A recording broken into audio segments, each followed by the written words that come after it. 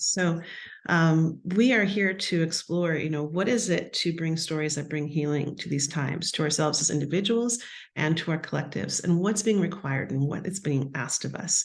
So we're going to be talking a lot about that, and I'm going to lead you through some exercises and some activities today. And one of the things that I wanted to speak to you about, like, what is a story? And we're going to get to this. And I'm going to invite you to think about this right now. How many languages do you speak? Let's just get a hand. Like, do you speak Spanish, French, German, one language? Okay. So story is a language, and it has its very own lexicon. Okay. And it speaks through the language of symbol, archetype, and metaphor. Okay. And I'm sure that there are numbers. Could also, it's like and so when we start understanding the mysteries of story, and story has a mystery school that gives us access into other worlds, other dimensions, then to be able to fully understand it is to know how to speak symbol, how to understand metaphor, and how to understand and recognize archetypes. And so it's sort of like, I'll never forget when I was in Nepal and I was at this Italian research center, and there was this fellow there who spoke Italian and I did not. And we managed to get along pretty well. He said things, I got the feeling of what he was saying. I couldn't tell you, I don't have a clue what he was actually talking about, but we had a very jovial time being in each other's presence, sharing the exchange of energy. And so you can do that with all stories. You can be in their presence and enjoy them and receive all kinds of good energy from them. But to really get to the bowels of what's living in the framework, what's living in the basement, to get full access of the absolute medicine cabinet and the full pharmacy, you'll want to start really building your muscles and going out to the storytelling workout gym and really becoming attuned to this language that story speaks through. And I would even say that this could be one of the greatest dangers that we've ended up in, is this idea. Joyce, I'm going to be recording, and so I'll send that recording to you. And so that idea that that story is face value. It's not linear. Stories are not linear. They're not literal.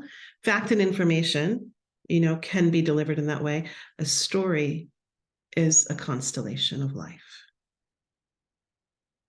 Okay, and I'm going to give you a quick example. We're just diving on in. We didn't even get to put our feet on the earth, you guys. We just launched, but we're going to do the launch because it's fun and that's what's here today. Okay, so oh shoot, I forgot the word. You guys, menopause is cruel. It's just cruel. What was the last thing that we just said? We said that story was if someone can bring that back, I can keep taking you there. A constellation. Thank you. Thank you. Linear. I never used to lose my thought, ever. This is such a new thing, and it's just not fair, but it makes it more of a team sport. It's just a team collaborative sport, this co-creation thing. So I want you to think about a big moment in your life, like something where you either had an aha moment, something that was super traumatic, something where you had a healing, something, it could be positive or challenging. Okay. But just think of a moment. Okay. And think of that. So you've got that thing, and you're gonna sit down with somebody in a moment, let's pretend, and you're gonna say, oh gosh, the time that I got diagnosed with cancer, or that time that my house burned down, or that time that I fell madly in love, or that time that I found my way back into healing with my dad, that time that I, so you're about to start the story, right? And I'm going to give you a prompt. And the prompt is, but where this story really begins is the first image that comes to your mind. Did you catch it? Yeah.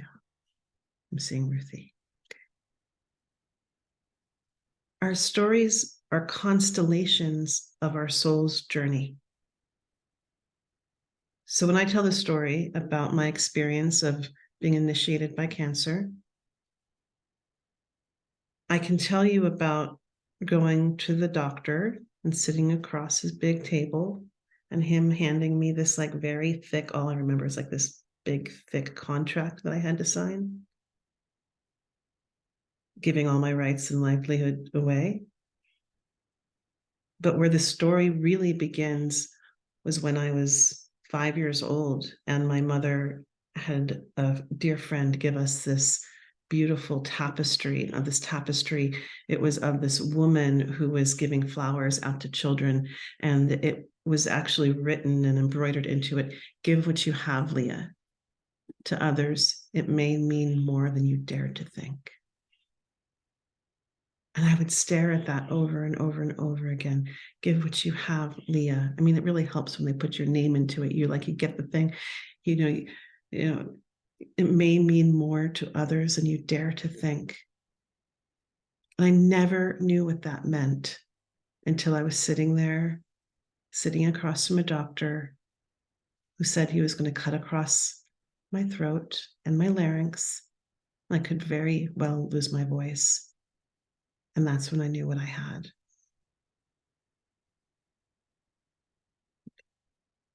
So that's an example of a constellation, a story constellation, right? Who would think that, when I'm talking about, dealing with cancer, that all of a sudden I'm going to go back to this gift that was given to me when I was 5 years old. And you can't make that up if you're trying to be linear, if you're trying to reveal your life through facts and information. I'm writing a novel right now, and all I want to do is tell the story in order, right? Because I'm the creator and I know how it happens. And my editor just keeps shaking me. She's like, "You can't tell the story that way." So even those of us who know it, like we still have to be shaken up to remember that stories are never linear or literal, and our soul stories are not linear. So why would we pretend to act like they are? So I want to give you that gift right now, that your story is big, it's huge, it's a constellation. And the more that you can allow yourself to have that little, this is the ego getting the day off. Doesn't have to think anymore. It doesn't have to tell the story. This is you creating the openings for the muse, for the ancestors, for the guides coming alive and coming through you and inspiring you and showing you how to weave the tapestry of the universality of your life. And that's what happens when we're telling our story, is that by the time we come to the threshold to give our story, it's no longer ours anymore. It's a giveaway. It belongs to those who you're giving it to. And so you tell it for them. So now what I've entered into is I'm talking about working with story as a tool for healing, right? And there's an arc that we go through when we start working with a tool for healing. And so when we have this, if we come to story as a tool for healing, then we say, okay, well, story, it's like something happened that created an opportunity for growth. Isn't that, we're already working on framing, right? I could have said something really, life's being so mean to me, it was really shitty, blah, blah, blah, blah, blah. You can go there, right? Or as a storyteller, you're going to work on the framing. And Miss Diana, I adore you. And the movement of the feathers is very hard for me on the screen. Do you mind? Thank you. You can do it. If you could just do it so that I don't have to sign. Thank you. So a little side note, peripheral vision. So this is a actually fascinating thing, and I will come back in just a moment. So the peripheral vision gets triggered because we as humans evolved to be able to see what was coming at us and be able to run before we even knew. We could see danger coming, and before we had to process what it was, we could take action and move, right? It means that it takes us out of our critical thinking and into our fight or flight. It means that that's how we got to evolve to be this way, because we have this peripheral vision. It's still there. It gets triggered by moving images. That means every time that we're watching TV, our peripheral vision is getting triggered. So if you're at the bar or you're at the restaurant, and to this day, I don't understand why they put TVs in restaurants, but they do. And you can't keep your eye off the TV, and you're like, you really did come to have time with this other person, but all of a sudden you can't stop watching TV. It's not because you're being a jerk. It's because your human biology, or maybe you are, but I don't know. But it's like, but most likely your human biology is getting activated and your peripheral vision is getting activated. That means that we actually process information differently. We process information differently when we are watching something versus if we're listening or reading. We have more access to critical thinking and consideration when we are listening and reading. So it's interesting just to think about the evolution of media and the evolution of our brains and the evolution of how information is conveyed and what happens to us and our capacity to process it. So thank you, Diana, for creating that opportunity for that piece. So going back to working with story as a tool for healing. So if we come to it specifically, and we just jumped the gun, we're not even talking, we didn't even talk, you guys must be advanced. We didn't even talk about what a story is, but we're going to keep going on this train because I trust that we can do this. So we come to this moment in life and we're like, wow, gosh, I'm being initiated by life. Okay, so we're instantly doing a framing. But to get to that framing part, that, like, let's say that that's at the apex. Let's go back to over here where the thing happened, or maybe it's happening and it really sucks and it's really painful and there's a lot of suffering and maybe we can't see straight. Maybe all the emotion and the feelings that are coming through are so big that we can't even make sense of them. And maybe we have the capacity to process them, maybe we don't. And one of the places that we can do is we can go into the land of story to support the processing of what's happening. And if that's the case, we call this a witnessing story. Okay. And it's a very specific kind of story, and it requires very specific allies and people to come into being. So witnessing, like, let's say I just had something really traumatic happen, and I just need someone to witness it. I need to speak it out loud. I need it to be heard, and I need to hear myself saying it. Okay. This is one of those things. So you ask the right people. You only need 3 or 4, maybe you even need 1. Okay. But you need to tell them what their job is. You need to say that I'm asking you to witness. I'm asking you to be part of a witnessing story ceremony. Give it a name. Create the structure and the container for it. Say, this will be about an hour. You are giving me the great gift of allowing me not to have to carry this story by myself. Okay. You might want to even go, and I'm not going to go into the greatest depths of this because this is a whole thing all into itself, but I'm just going to mention it because someone here needs to hear it, and so I'm going to trust it. This is not about asking other people to carry your pain. Okay. This is not about offloading. This is not about creating unconscious agreements that, you're going to carry my pain with me or for me. Okay. And so you might really want to be clear with that person. You say, I'm not asking you to carry my pain. I'm actually just asking for this to be witnessed. I'm actually asking for nobody to be questioning me. Please don't interrupt me. Please don't ask for any more information than what I offer you. I'm going to give you everything I need to say in the name of this witnessing circle. Okay. So these are really clear things. You're not being interrupted. You're not being, in the information era, people, it's like they're not used to stories, to living and working and relating in story. And story, things reveal over time. Stories are journeys. They go somewhere. Okay. But in the information era, so many people are so, give me, we're consuming. Give me that. Wait, well, then what happened? Well, it's like, that's not a witnessing circle. So you help people help you, because we're reestablishing or bringing these back to our culture. Okay. So this is step 1, and this is raw. This is raw space. You don't have to be pretty. You don't have to say it right. You're saying everything that you really think. You're not being politically correct. You're not nothing. You don't record this, nothing. I strongly recommend doing this in collaboration with Earth. Okay, because when we call on the elementals, we're not in this by ourselves. We didn't get into the situation by ourselves, and we can't get out of it by ourselves. So I love that we have Tifa with fire in the background. So you might want to be able to gather around a fire and invite in the sacred fire, that energy of transformation and transmutation, because you're telling the story for the sole purpose of that you don't want to be stuck living in it in that way forever, right? So I'm assuming that's like, we're telling it with the intention of saying, I don't want to live here forever. I want a way out of the story, but it's where I am today. And so we witness that, and then we put it down and we hand it to the fire, and you give the prayers, you make the offerings. Okay. Again, this could be like a 3-hour thing, but we're just touching it right now. We're just touching the process. You might start writing about it, and again, if it's a really big traumatic event, 20 minutes at a time.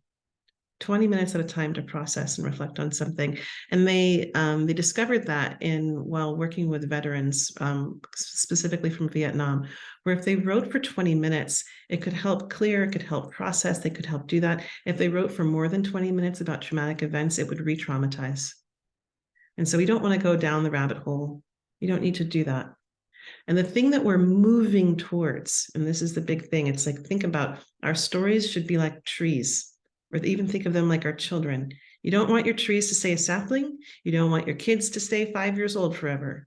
You want them to grow up and fruit and be able to spread their wings. Same thing with our stories. And stories can be birthed by certain circumstances or situations, but they should be able to grow. And the greatest thing that I've ever heard was when Stephen Jenkinson explained this to me, which is that you're no longer the person that that story happened to. You're different because of it now. Okay. And so we're moving over this arc of who do you become because the story came into your life, the circumstances, situation. What roles change in you because of this? What aspects of you emerge because this happened? And this can't be figured out overnight, right? It's not an overnight thing. You might want to do like real ritual if you're really working with a heavy story, and that's a whole other thing, but there might be aspects that you want to really do to help maneuver the energy to continue to create space for if forgiveness is needed, or necessary.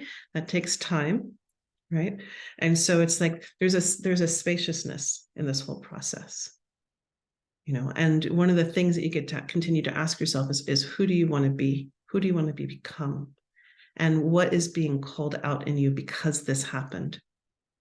So you can, one quick way to do this is to kind of, it's like what we're often doing is we're mining our stories for the greatest gems, for the greatest teachings, right? And when we do this thing called framing, right? I can say, oh God, getting cancer, that sucked. That was the worst thing in my life. Oh man, blah, blah, blah. And it's like you're hearing the victim, right? Those are good victim lines, right? And I didn't want to play that role. Like I knew that. Then that was what my experience gave me. It gave me this opportunity of being like, wow, I'm in an initiation. I didn't know this at the time, but my soul did. If I'm in an initiation, who wants to come alive? Who's going to get me through the portal of initiation? Because I love that idea of if it's happening to you, then you must be ready for it. Okay. So we're in this space now where we're moving through, and we're looking for the medicine. We're looking for the medicine of the story. Okay. We're looking for the medicine of the experience. This takes courage. This takes a humble ego. This means that you got to be willing to not be right. Okay. This means that you might have to enter into the realm where, what if we're all on the same side? Even though you're causing me pain and suffering. I love that. If you could just ask that one question, I got to witness something yesterday between people that I love. Oh my God, people that they love. And there was someone in between them, and they had disagreements. And this one was like, they were like, well, that person's against you, but I'm with you. I'm on your side. And I'm like, from my perspective, it actually looks like everybody's on that person's side, but it looks differently. So this is, again, we're putting on our sacred storytelling lens. What is a sacred story? It's a story that serves life. Okay. Look, you got to be really careful. This is not about spiritual bypassing. This is not about lying. This is not about falsifying truth. This is putting on your super duper power of multidimensional lenses, so that you can see through the dimensions, and you're looking for, how does this story, where is the depth? Where are the metaphors? How can this story ultimately serve life? Okay. So if you go to that person in your story that was the biggest jerk of all time, that evokes a myriad of swear words when they come to mind, really, like, go for it. Don't pretend. It's like, this is what happens. This is the role that they're in. And if you really feel that energy that is evoked, you get to ask, is that really the energy that I want to have to walk through life with?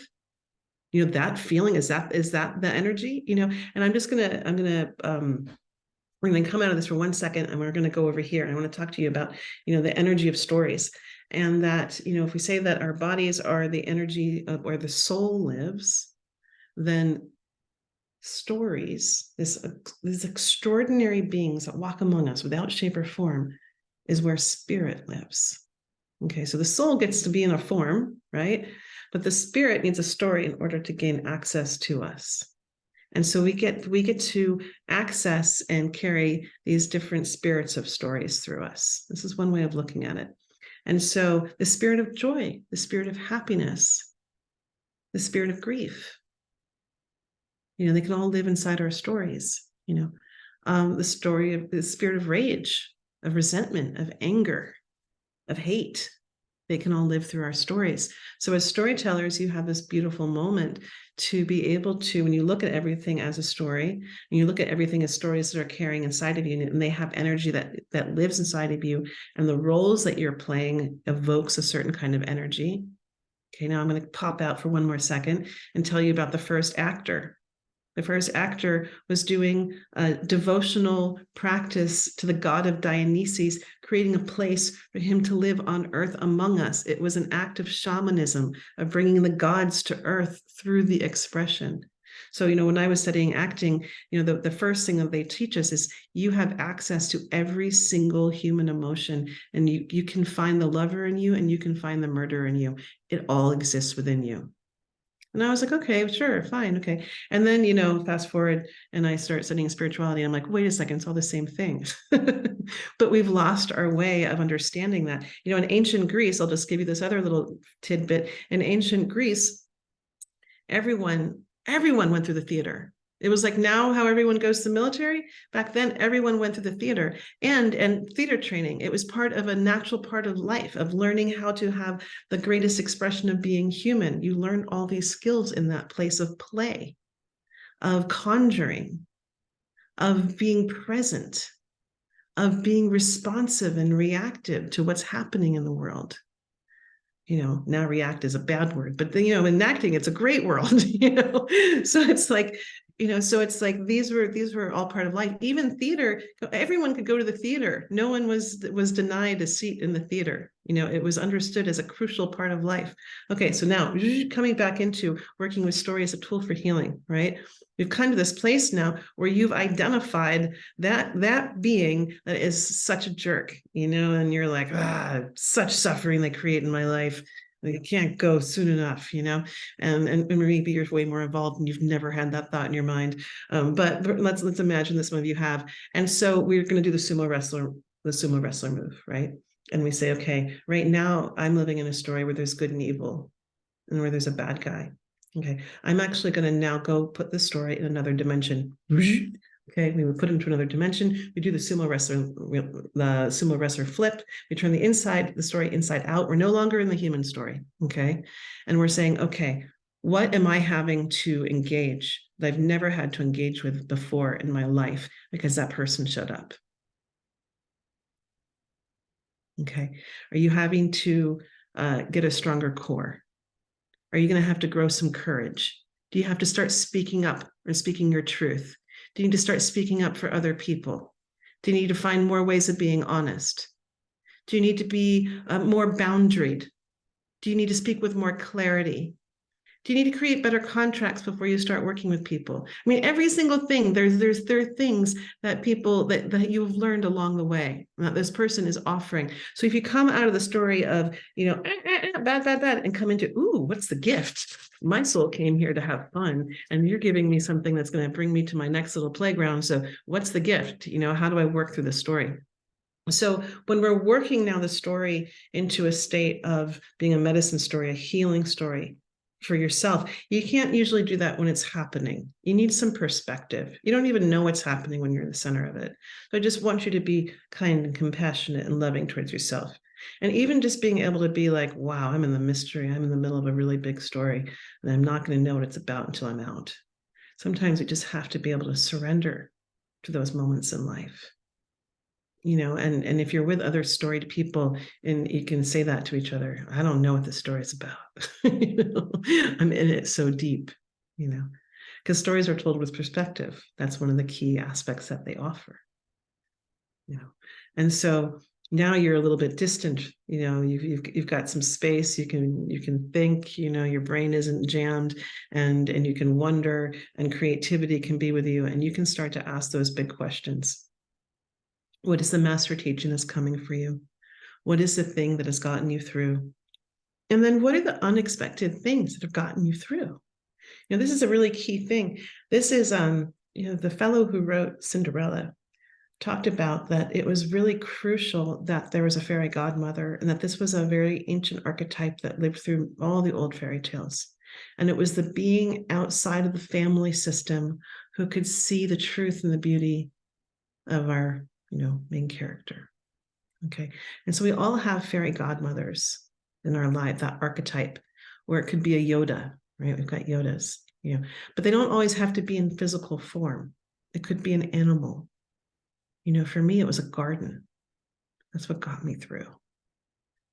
So it's like, but it's that question of, wow, now in hindsight, now that I am further down the road and I'm still walking, living, and breathing, my heart is still, alive for the game and show. I know, because I'm here in a creative expression, willing to make this into a story that I'm willing to give away. It's like, well, what was it that got me through? Because now I'm becoming a wisdom keeper. I've made it through. I know where the potholes are, and I can throw some breadcrumbs those behind me to help them get through too. Okay. And so those are the things that, again, they don't emerge with a heavy thinking brain. They don't emerge from your ego. They emerge from being able to go on a walk or garden or sweep, or drive. It's like they emerge from that place of being willing to wonder with them, and allow it to be revealed. When something reveals and you're like, wow, that makes no sense at all, you really know you're onto something. That you're winning then, because it's not from you. That's when you're like, oh, the muse is whispering. I can't understand what she means at all. I'll have to write it out so she can explain it. And so then you go in to kind of make sense of it. So we get to this place now where the story begins to hold these universal aspects, right? We start to see ourselves as someone who is growing on a soul journey, and we're talking about the story of our soul. We start talking about the soul, it's like all of a sudden we're telling universal stories. When we start talking about the medicine that emerged, now we're doing a little bit of a teaching story. We're guiding, we're acting as guides. In Welsh, there's this beautiful word, and I'm not going to try to pronounce it, but it's the word for, it's like 4 or 5 syllables, and it's the word for storyteller in Welsh, and it means a guide, literally a guide between the dimensions. And that's what storytellers, when they're at their best, they are guides. So you want your storytellers to be trustworthy, because you want to make sure that they can bring you through. That's one of the things that you're doing when you're bringing these, working with story as a tool for healing. It's doing 2 things, right? It's helping get you through. It's helping get you through because you're able to find different aspects of your own truth throughout the process of writing and creating it. And I find that to be the most honest place, because if I go over and I start telling Diana, oh my God, this thing happened and blah, blah, blah, and it was so bad. And she loves me. She's going to be like, yeah, it was so bad. And then I go tell Ruben, I was like, oh yeah, this happened and it was so hard. And she's like, yeah, it was so hard, and what I'm getting is people who really love and support me and are just kind of re-amplifying the story, but they might not be helping me get down into the depths of what's living underneath the surface of it. Some of them might, but I think a lot of people who love us just want to affirm us, and I live in California, so affirmation is very positive. I don't know where you are, but it's, when we write about things, we can often have that spaciousness to dig in deep. And it creates a space for us to be even more and more honest, and to get really real about also what role were we really playing in this story. So it's a sanctuary when we go into this place in the holy way. When we go into it for healing, we're saying, like, I'm coming on my knees for the sense of healing. Please show me, please help reveal to me all the perspectives, all the truths, all the realities in the story. How big can your story get? And the bigger, the bolder your story, probably the more access to truth you're getting. And truth, just so you know, it's a carpentry term. It means a straight line from here to there. That means that when someone says, well, my truth is, and the other person says, well, my truth is, and they're saying completely opposite things, they're actually both right. Because you're saying my perspective, what I can see from here to there, And so when your story can hold a lot of perspectives, that's holding that universal reality of a big life, of a big world. And then there's the giveaway. There's a giveaway.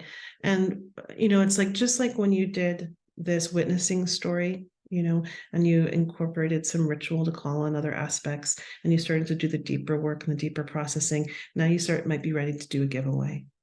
And when you do a giveaway, you might want to call people in and say, I'm going to give you a story. That's the most powerful language I ever heard. A woman, I wish I remembered her name. It drives me crazy that I don't.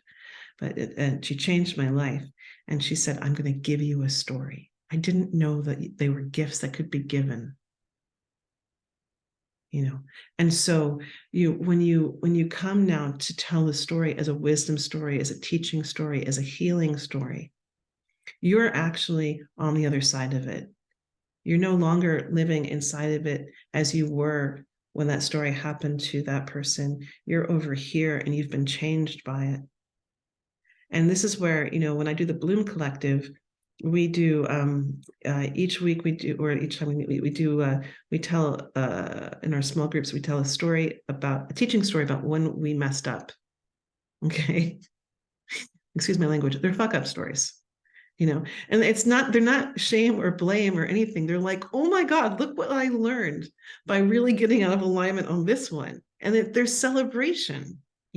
We need to be able to tell those stories and to bring joy in the experience of living a full life. If you're not getting out of alignment, if you're not messing up, if you're not making mistakes, you're not being bold with your life. So it's like have experiences where you and your friends can laugh and have a great big, yeah, man, wow. I really went to hit a home run, and woof, I didn't make it to first base, but I sure did swing really hard. And look at what I learned while doing it, and so next time it's practice, right? It's like, one of the greatest things that I hate is this whole imposter syndrome. The reason why we have the experience of an imposter syndrome is because we're using the wrong language. We say, fake it till you make it. What if we just said, go practice? Doctors practice, lawyers practice, musicians practice, and they practice, become masterful. Same thing in our stories, same thing in our lives, same things when we tell our stories, so that when we come to those places, when we really learned an epic lesson about that, something that we don't want, when we saw the pothole of life, I hope you get to revel in it and celebrate it, and laugh with it or cry with it, whatever is real. But that it can be a part of the beautiful aspect of your life. And it can become a beautiful part of your greater soul story. So when you come around to this final part and you're like, okay, I'm ready to tell my story, a couple of things that I'll just offer you is, one thing is make people understand that they're being invited for something worth being part of. The invitation is everything. That their presence, you might do this, you might go to your local, open mic to tell your story, or you might gather people in around a fire to tell your story. It's really up to you. But if you're doing it, if you are gathering people and you're inviting people in, you might want to say, hey, I've got a really beautiful story. I want to share it with you. And you might even say, hey, I want your stories too. But really, I'm gathering it so I can tell you this story because it's a big one, I can't tell you how much birthdays are such a great occasion for you to get to tell your story, and people will entertain you, especially on your birthday. So you can have a little story ceremony birthday. You say, I got a big story I want to share, or a little story or something. The other thing that you want to do is some just little, I'm going to call these tricks. I don't like calling them tips, tricks, techniques, is you want to make sure that you are managing the field of energy.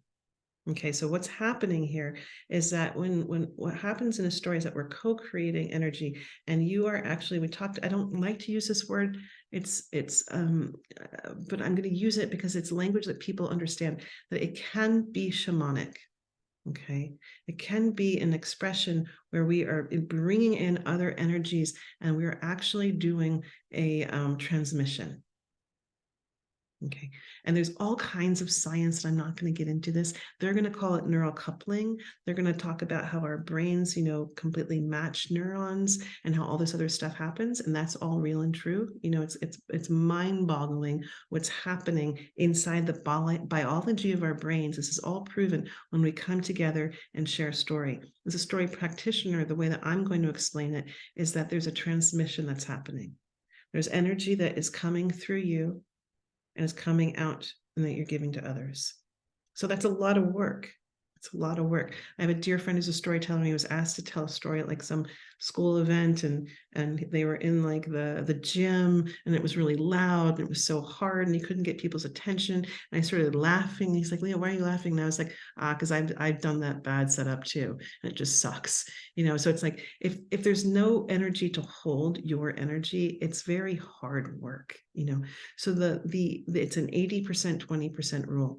80% is set up for people to be able to receive your story. So you're wanting to create that field where they can focus, where they can receive. And when that's there, they start feeding you. And when that energy starts feeding you, you're able to focus, and you're able to do this really weird, wild, wonderful thing. And it's super mysterious. You're able to start attuning to what's alive in them.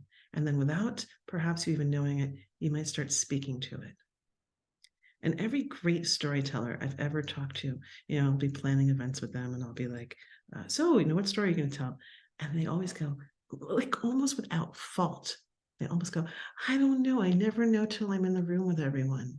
And then I know. And it's not because they're being lazy. It's because there's this magic with that when you come in here with your desires, it evokes something in our collective space. And when the storyteller comes before you with the intention of nourishing and feeding life, it's like, well, what kind of water needs to come? What kind of seeds people, it's like, what needs to be watered? And so I always think storytelling, for a great metaphor, is you're being the gardeners of life.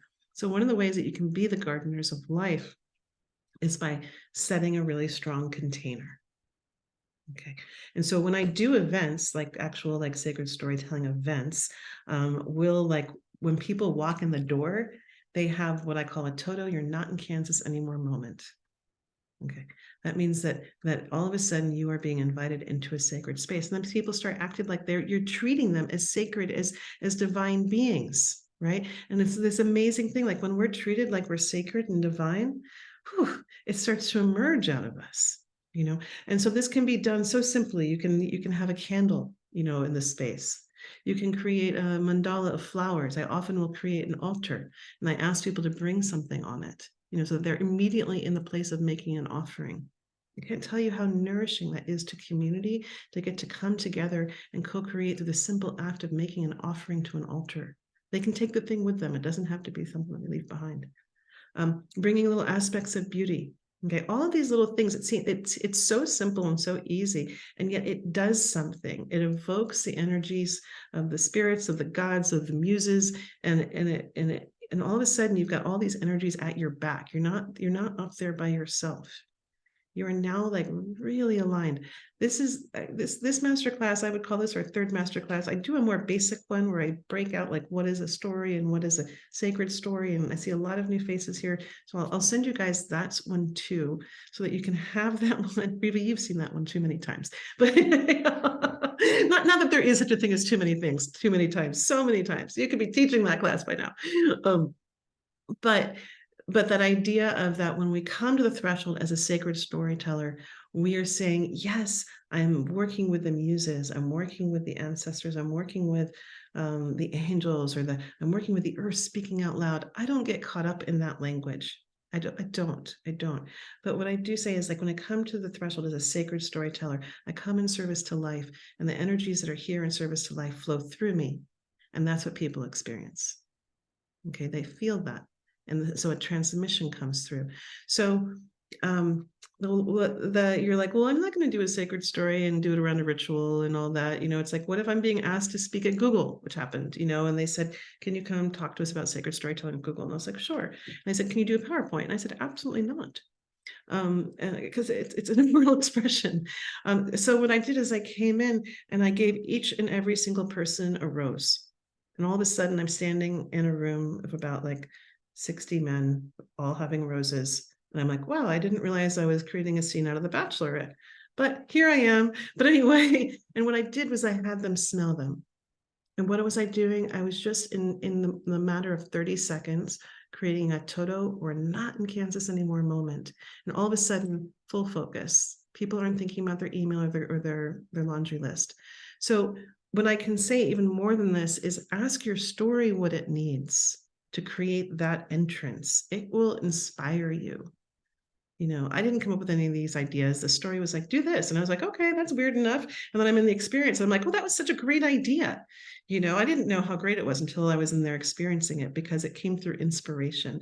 And so if there's anything that I want to invite you into, is not to say, oh, do everything like this, but to come into that space where you can trust your own inspiration and your own muses as they speak to what kind of container are you going to create so that people can catch your story? And it doesn't have to be a big thing. It can be whatever is authentic to you and your way of being. There are so many messages in here, and I'm not going to get to all of them. I am sorry about that. But what I do want to do is I want to give you one last little thing, which will take about 5 minutes, and it's a creative exercise, and you get to do it in your imagination. So I'm going to invite you to close your eyes, and I can tell you that this came straight from the trees today. I live in a big canyon of Topanga, and she likes to inspire. She loves to inspire. So this comes through her. And so I'm going to invite you to close your eyes. And to some of you, we're gonna enter into a story. And some of you, the story might feel very, very believable. And the story might feel very, very real. And to some of you, the story that I'm about to share and invite you to live inside of is going to feel like fantastic fiction and absolutely unreasonable.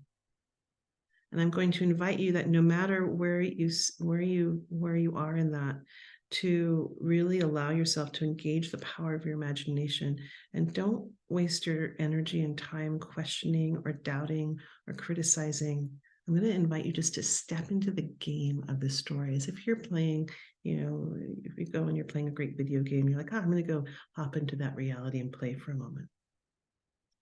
And the story that we're playing in is that we are living on this planet called Earth, and she is a learning planet, a place for the gods. And this is a place where the gods and goddesses go to learn how to become themselves. And so that Earth herself is actually a testing ground.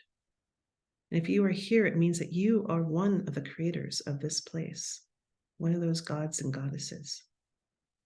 And so in this time, I'm going to invite you to come deep into the core of yourself, deep into the core of your soul, deep into your heart, and start to just identify with a color sensation, a symbol,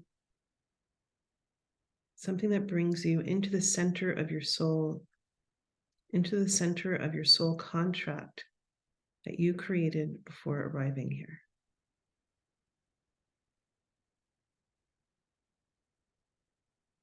We all feel and sense in different ways. Your way is the right way.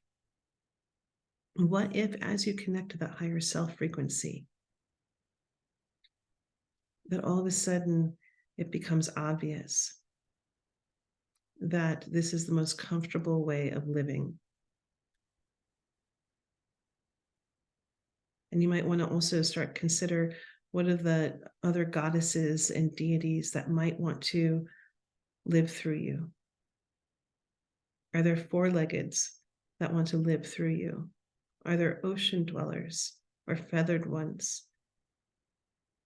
that have different expressions of medicine and gifts that are lived on this planet, and how these archetypal symbols are or want to live through you.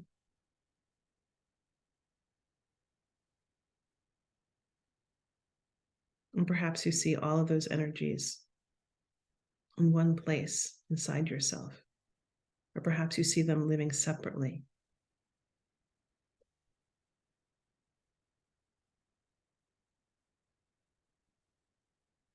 I invite you to imagine that there is a great big golden ball around your body now. It's about 3 feet out. And you begin, feeling all these different energies inside of you that live there. You begin to see words emerge. And the words are what you came here to animate, to put life into, to put the energy of material, make manifest.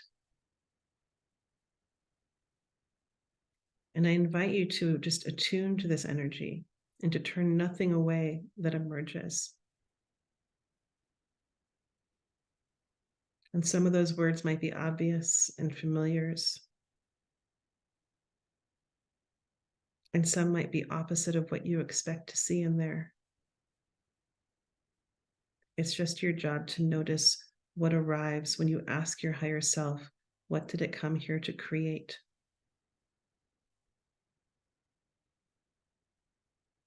Some of you might be seeing words like love or home or community or connection or unity. But what if some of you came also to transform the energies of greed, hate, and scarcity? By now, you've had this moment of coming alive with us and what it is, and to start really stepping into what are you here to create in this earth school? What is it that you are called to call forth now?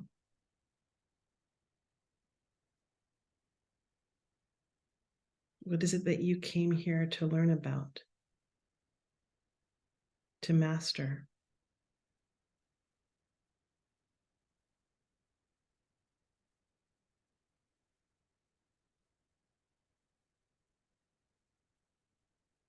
So I'm going to invite you to open your eyes. And you might just want to write a couple of things down.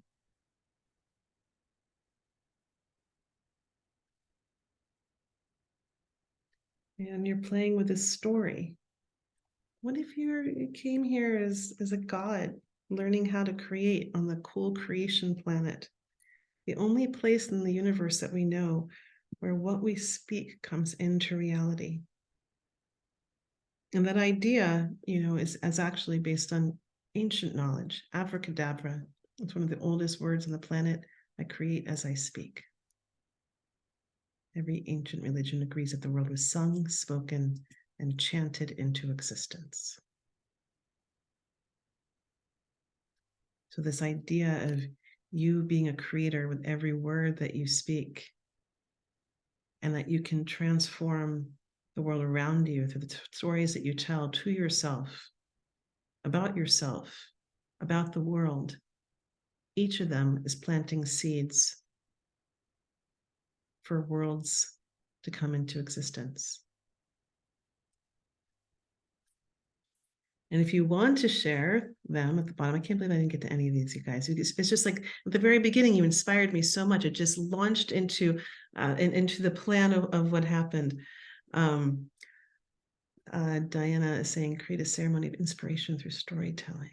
Yeah. If you want to share what you came here to be a part of creation, of bringing to this beautiful planet, this living planet, this learning planet of Earth, by all means, please feel free to share. And for those of you who feel complete, that was this class on how to work with story as a tool for healing. And for those of you who feel inspired to continue to adventure on with me as a teacher, I'm teaching a course called Medicine Stories, and I'll take a moment to speak about that. And I'm also putting together a new program for people who consider themselves guides, facilitators, teachers, people who want to be way showers, through this time of great transition on our planet.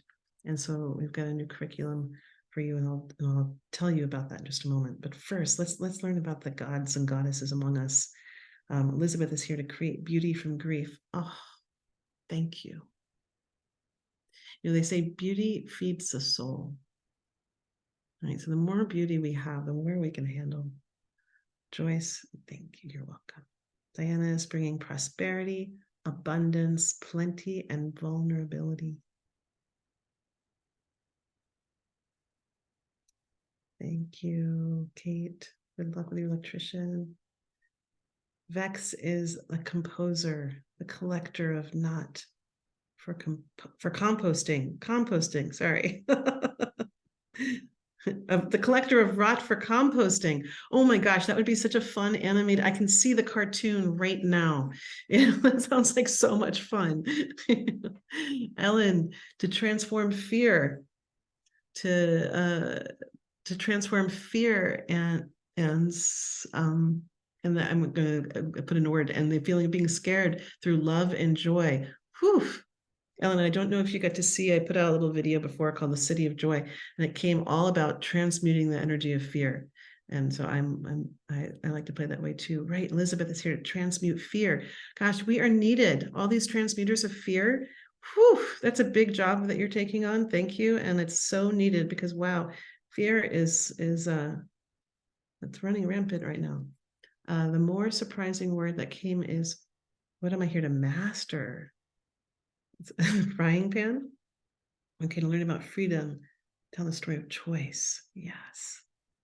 Thank you, Richard. Vivian is building bridges, finding the connection where it appears impossible. Oh gosh, Vivian, let's hear those stories. Helga, Hecate, Demeter, Persephone, mother, daughter, grandmother, connection. I'm bringing mothers and daughters of all ages together for a fun, deep date and circle to explore their shared story. Beautiful, Helga. That sounds so beautiful. And you'll be in medicine stories. I look forward to seeing you soon. Sylvie is bringing gratitude and turquoise color. And Riva is honor, the sacred and all. And Karen is forming a protection barrier around the huddled. Oh, wow, beautiful. Thank you for bringing the mythic and the mythos into this space. Oh, someone's blocked. I love this. Okay, so Corey, we'll just play with this for a moment.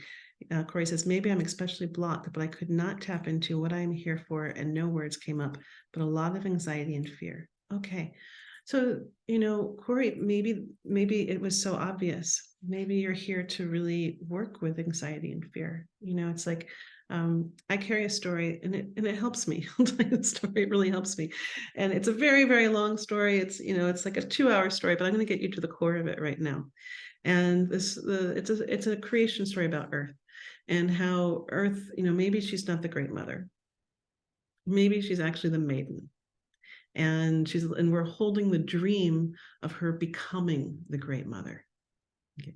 And maybe she's going through an initiation, and she's about to learn who she is as a healer and as a dreamer. And that she's a healer and a dreamer of the universe. Okay, I'm giving away the whole story, and this is like don't do what I say or do in here. I'm telling like the worst kind of version of the story, but I'm trying to get to this part for Corey, and so so this is kind of the premise of the story, right? And so this initiation that Earth takes on in the story, she says, there are all these old and broken stories that are running around the universe, like the story of fear, the story of anxiety, or the story of scarcity, or the story of greed, or the story of abandonment. These stories are just like, they're broken stories, and they're ravaging, and they're attacking life, and they're very dangerous stories because they're broken stories. They're not standing in their wholeness. And so Earth says, you know what? And she makes friends with the story of scarcity. It's a whole big thing. It's a long story, but she makes friends with the story of scarcity. The story of scarcity says, hey, you see me in my wholeness as really, the one part of me is scarcity, but the other part of me is saying, I just want you to value what you have. And so the story of scarcity says, hey, Earth, will you take me and will you help me become whole and become all of myself? Because I hear you've got this regenerative thing and you're so healing. And so Earth says yes, but the story of scarcity says, but this is very dangerous, because in order for you to heal me, you're going to have to know me inside and out. And so for those of you who really, who have taken on the energies of fear and anxiety, let's reframe this and be like, wow, aren't you bold ones to be able to be willing to feel that much? So you have to be willing to feel if you're going to feel fear and anxiety. You have to not be numb, or numbing yourself out in every which way. So I just want to say, beginning, like, thank you for being willing to feel. And then what can you learn about fear? What can you learn about anxiety? And these ideas about using the creative process to move those energies, right? We talked about, well, fear is an energy that gets to live through our stories, and so there's this one reporter that's like, I brace myself every time I open his email, because I know that he's going to evoke so much fear in me, right? But his stories, they just hold so much fear. So I prepare myself. That's what stories do. They hold this energy. So it's like, you can use this creative process to work through that energy. And one of the quickest ways that I can invite you into working with fear and anxiety is to play with it and to say, I am fear. I'm here to say, my message is, I am the spirit of anxiety. My message is, my gift is, I want you to know this about me. Maybe say, the quickest way to dissolve me, or what my superpower is, or what my kryptonite is. Get to know it. Start playing with the energy. Like, the best way, all the wisdom keepers are giggling and laughing the whole time. Let's not forget that. So we are, I like to respect the boundaries of time. And so we are at the top of our hour. So we'll consider this class complete. And for those of you who want to stay on and just learn a little bit more about medicine stories, that starts tomorrow, I'll stay on for a couple of moments to explain that. And I'll also explain this new program. So I wish you well. For those who are going, take a deep breath. And then for anyone that's interested in medicine stories, I'm going to give you this link right now. So this is a 4-week class, and it is very fun. It is one of my most favorite classes, honestly. And it's really this technique, I would say, is what opened the particular channel of working with stories tool for healing, and as using it as aligning with it. I don't even say the word using, aligning and engaging story as a way to get access to the unseen world. And so I'm going to give you a link to it just so that you can see it right here. And I was going to teach a different class. I was going to teach medicine stories, but that was before everything that's happening on the planet. And when all of this started getting so exciting or interesting or terrifying, whatever your experience with it is, I did a little poll. I asked people, I was like, hey, what do you guys really need right now? Do you need your medicine stories, or do you need wisdom stories? And people said, hands down, can we learn how to work with story as medicine? So the medicine stories that in this class, we actually, the fear and anxiety would be a great way to do it, where we actually use story as the antidote to the situation that we're in. Okay. So we'll actually, like, if you are someone that's yearning for love, you're not going to write your story of being loveless. Okay. We're going to talk about how to evoke a story that invites love into your life. Okay. If you're dealing with, different, it's all going to be so specific to everyone that's in the room. But what I'll say is it's really a very different way of working with story as a tool for healing. And it will give you access to your mythic imagination, and will give you wild freedom to play creatively. It's going to get you to paradigm jump and really experience a whole other frequency of what you're really wanting to call in. So it will really give you the doorway. I like to call it the golden key. The golden key out of whatever the situation is that's giving a little angst or discomfort, and to really get access to that other sensation or feeling or healing. So it's a very fun and unusual class, and it's a great way to play. And so we meet from 11 to 1 on Tuesdays at Pacific Standard Time. And I put the link in there. And you're going to see that there's two prices. And I just did it for simplicity. You know, the cost of the course is $350. And also, like, if you're in a place where you need to do payment plan, we can do that. Or if you're at a place where you just have such a limited income that you can't do more than that, there's a scholarship fee in there for you. So I'll just say, and it's just an on your honor. You know what your capacity is. So that's that. Are there any questions?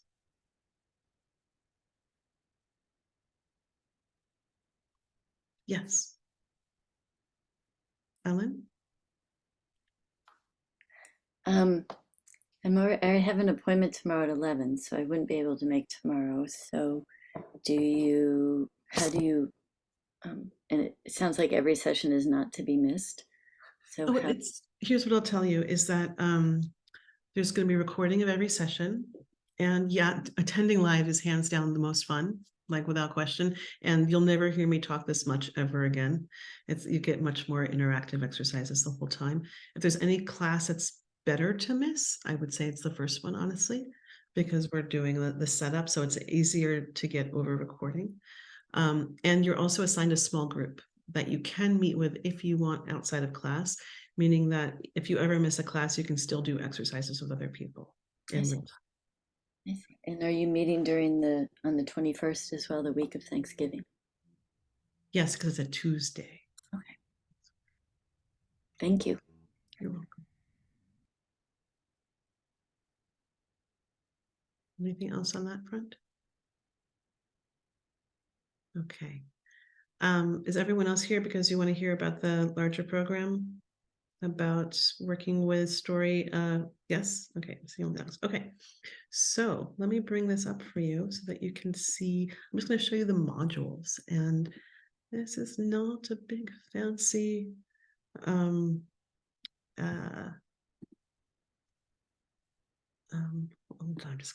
it's just gonna take me one moment to pull it up for you. Oh, you know what? I put it in the email today. Well, I don't have the fancy thing already for you guys to show you, but I'm just going to show you. I'll show you this, and then and it's not going to be perfectly neat and organized, but it's going to give you an idea. And what I do want to show you is don't pay attention to the. I'm just going to say I'm going to look at this.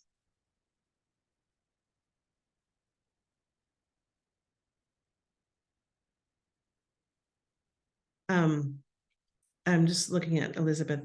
That sounds like you need an editor and some practice. So I would just get a private session to work with something like that. Yeah, that's a hard one for me to be able to answer right here without more context. So I just want to honor that. Okay, so I'm pulling up the description to show you.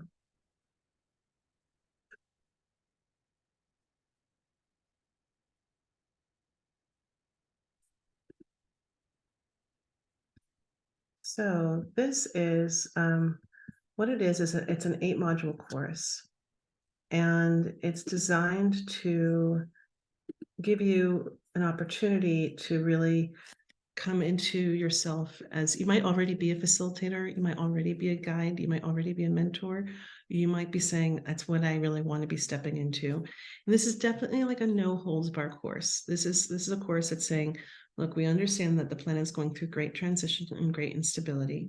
We understand that storytellers are the guides through these times, that we are the ones that are creating context.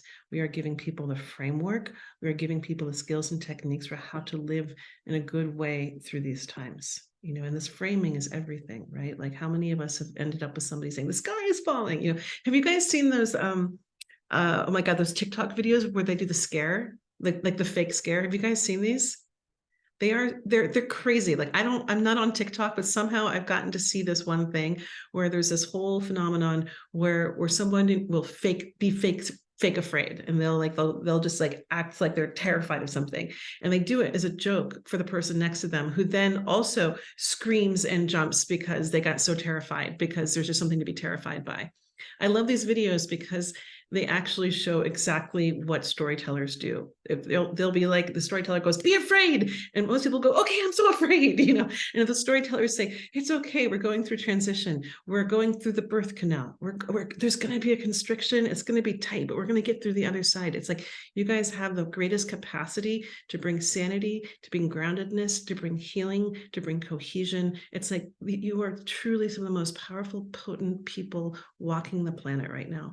And so this course is really designed for people who want to be the way showers, and want to really learn how to be in the practice and mastery of these skills of working with story as a tool for healing. And so the name of the program is called Story as Ceremony. It's taught in 8 modules. And the modules are usually four weeks, usually 4 weeks or 6 weeks. And then each module also has a guest teacher who comes in for certain amounts of time. Now, what I'm telling you is that you're seeing my notes. And so you're seeing the people who I'm considering and who I've worked with in the past. So I want to be really clear. These teachers aren't booked yet, but that they're the ones who I'm considering working for each of these modules. So the first module is opening the portal of listening. And this is about working with earth and ritual and earth in terms of creating connection for healing and change, and for listening and catching stories. So you're going to build your ritual experiences. You're going to learn more about ceremony. You're going to really learn about trusting your intuition, trusting your guidance. And again, as sacred storyteller, it's like, I like it. You know why I love being a sacred storyteller? This is going to sound so strange. When I run my business, I've got so much I've got to be in charge of. When I'm a sacred storyteller, all I have to do is open the vessel and spirit takes charge. And it's like, I have to do all the work and memorize all the lines and do all that, but like once we're in it, it's like I get to go along for the ride. It's a great, and so this is really about strengthening your vessel as a portal for working with spirit in the realm of being with story and all that it takes to do that. Module 2, and like the other reason I like about this is because we don't need to be knowing all the answers right now. Nobody knows the answers right now, and so storytellers shouldn't be pretending that they do either. And so it's about opening yourself to being in trust and knowing that you'll know the right thing to say and speak when it's your time to, and you'll also know the right time to be quiet and be silent when it's your time to listen. So it's like that's the deepening for that. Module 2 is about opening the gates of creation, making the spirit of story, and getting to know yourself as a creator. So we're going to get right into the bowels of like, what is it that really kind of, who are you as a creator? What are you in service to? What's your point and your purpose? How do you get to this so that it's rock solid and so clear that every time you stand in a room, if you know that your energy is around, that your purpose is to bring more love and healing in the room, you don't even have to use the words love and healing. People can't help but trip over those sensations the second you walk in the room. So it's about really strengthening those core pieces within you and being able to amplify them. The next module is about opening the gates of the mythic imagination and going to the source of your personal mythos and story of your soul. And so I'm actually going to collaborate with Deborah Silverman on this. This we do know is true. And she's an extraordinary astrologer. And so we're going to collaborate with looking at what's the blueprint of your soul and how has that affected your life story? And how do you understand your life story in this greater context? And you're also going to get to play it creating your own mythic soul story, the story and the journey of your soul. So you'll come out of this with a story of your own to tell. Module 5 is stories for tools and healing. This is how to tell medicine stories and wisdom stories. So this is, again, I started telling you about 2 different kinds of stories today, and we talked about medicine stories, and I also gave you examples of wisdom stories. When I talked about that great big arc, that's what we were doing. We were creating the shape of a wisdom story. So you'll get to create your own stories in this. And you're going to be building your arsenal of different kinds of stories that you'll be able to tell. The next module is about energy management for facilitators, managing group fields for transformation. Now, look, this is the thing that nobody told me about when I got into storytelling and doing working with old stories, especially working with stories for healing and change, because there's so much energy that's kicked up in that field, and there's so many projections that are coming at you. And you really want, and there's a reason why so many people are terrified to go speak out. It's dangerous business on a lot of different fronts. And so what you want to be able to do in order to not feel afraid is to be able to say, I know how to energetically protect myself. I know how to create those really strong, clear boundaries. I know how to create those fields. I know how to do radical self-care. I know how to clear energy. And so it makes you, again, feel more confident, at ease as you go deeper and deeper into your own work in doing this. And this is really about helping you develop and find and accentuate your own unique voice, your own unique stories and storytelling, and who you are in these times. So it's like, more than anything, what I'm often committed to is I'll create the way for you to do this. But it's never about mimicking my path or how I work with story. Okay. It's about using these techniques and tools for you to emerge your way of working with story, if that makes sense. And this is a way that you get to practice that. And that's where the real benefit and potency of these kinds of events are, is when you have a place to practice. Next is a Speak Your Spark, engaging your voice for social change. And this is really focused on delivery, again, confidence. And I'm going to partner with Celia Lario, who's done huge amounts of work with PR and people who speak to change people's minds, and to really have influence and change. And so you're going to get a lot of feedback. You're going to get a lot of practice. You're going to get to practice sharing the things that you care about. And she's going to teach you, you'll get to learn at least one of the 6 classic stories that all social change agents tell. So that's a great course module as well. And then the last one is how to host story circles for healing. So this is, again, you're going to get to build your facilitation skills. And how do you host story circles? How do you host the things that your communities might need around grief, around acknowledgement of change, of all different kinds of things. You might say, we need a love story session every month where everyone comes and tells love stories, because I want more love in our community. I just was in Ojai. They had veteran stories, an evening of veteran stories, so that of different wars, and people could all hear them. And as weird as it was, I was like really excited. I was like, what a beautiful gathering, where they're using this opportunity to come and have a way of people sharing stories. So that is an outline of what that program is going to look like. And if you're kind of zinging and getting all excited and you're like, wow, that's kind of my cup of tea, then you should tell me. I'll give you a link right now and give you an opportunity to book a 30-minute session with me. And what we'll do is we'll just go through, and I'd like just to hear, like, what is it that you're actually working with right now, and what is it that you really want, and if this program will really serve that. And if you're in there right now and you're like, so close, but what I really want is this, I do work with people privately, and have programs where we work and help people develop their own work on their own schedule. So that is also there.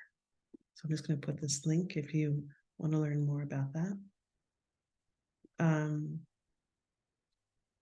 I didn't go to the Ojai Story Fest. I was just there for the evening. Okay, so yeah, that's the link for that. Right, any questions about that? Or anything else that you might have right now?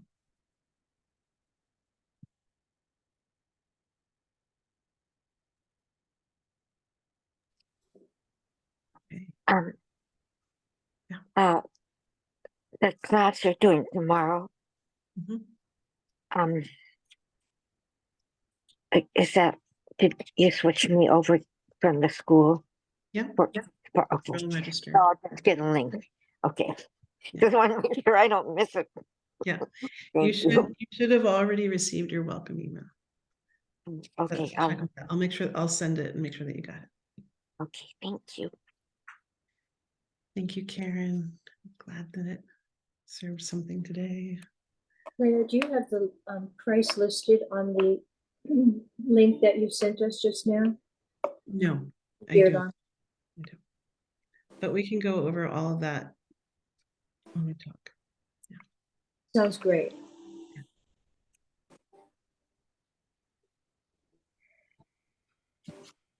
Anything else before I go? Since you didn't get the price. Well, thank you for your whole presence. I gotta say, it's just been a pleasure being with you. I really am looking at you the whole time, and I'm like watching you and receiving all your energy, and it's just been a pleasure to be with you and see your nodding and see what's coming alive. And how do you get in touch with me? So you get in touch with me through Leah at leahlamb.com.